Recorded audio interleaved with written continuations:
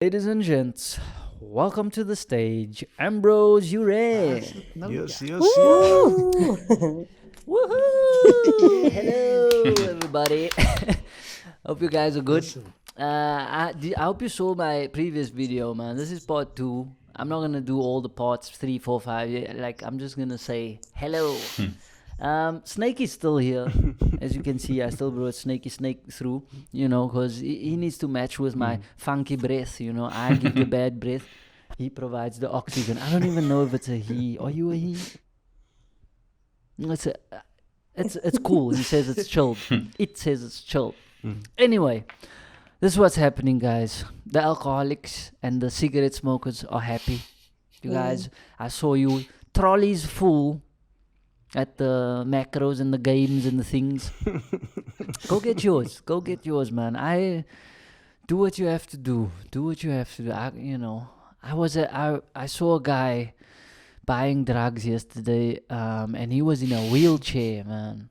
He was in a wheelchair. I said, this is terrible. This is terrible. I tried to ask him, why is he in the situation? And he was very aggressive, but he told me that his friends pushed him into it. I even asked his friend that pushed him there. I said, bro, why are you pushing this guy? He said, just leave us alone, bro. This is a transaction. It's nothing to do with you. I said, okay, fine. Yes. I just find it weird, man, that he's using drugs as a crutch. Anyway, speaking of wheels, guys, my word for today is perseverance. Strange word. I sound like a motivational speaker. I'm not a motivational speaker, but perseverance, man. Lekker. I want to tell you the story about how I failed my driver's license 6 times. Oh, yeah. Because that's normal. Everyone does that. Everyone fails their driver's license 6 times. Am I right? Nope. No, it was a lot of failure. It was a lot of failure. I think I failed every possible way that you can fail. Even the car failed me one day. The car, literally, I didn't do anything, Even the driving school's car, I put the indicator didn't go on. I was like, yo, that's a betrayal. That was a betrayal. But it got bad. The cops started recognizing me, man. That was embarrassing. Every time you get back there, they're like, yo, it's this guy again. Hey, check it out, it's Ambrose. We're making money. They started rubbing their hands together when they see me, like drug dealers and stuff. I was like, yo, this is... Anyway, I persevered. On the 7th time, bro, I got into the car and the cop looked at me. The cop was like, bro, are you sure you don't just want to buy this thing? Because, it's a lot cheaper. I said, bro, I don't... Just let's get this over with. And I passed. That was the day I passed when...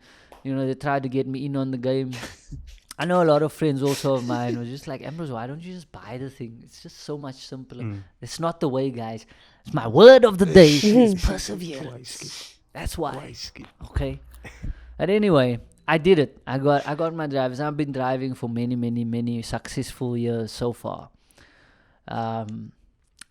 Grade 7, I went on a school tour, right?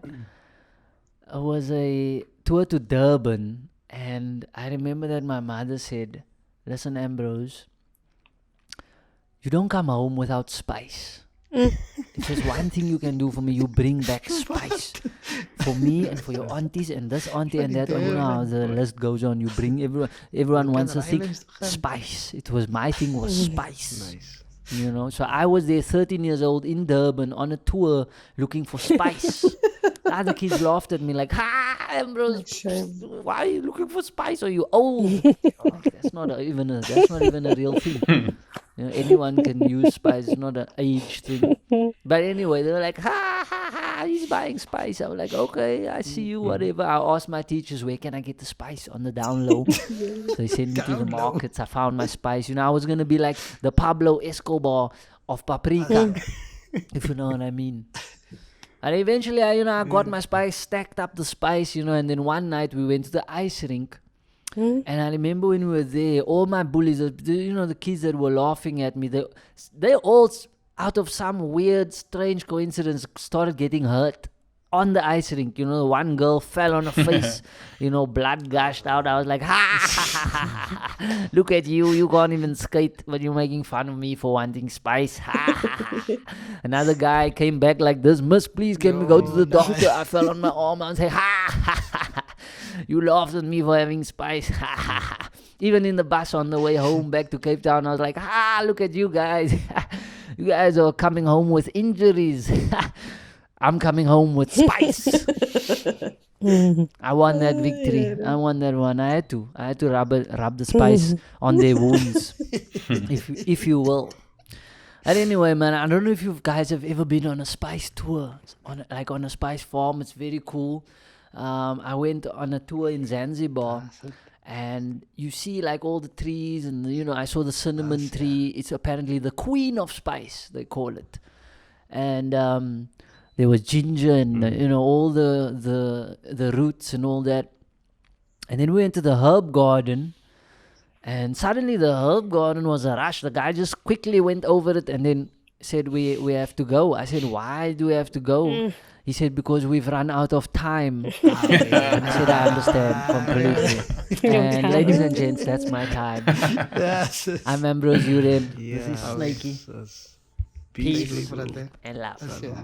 Woohoo! How Ambrose. Likewise.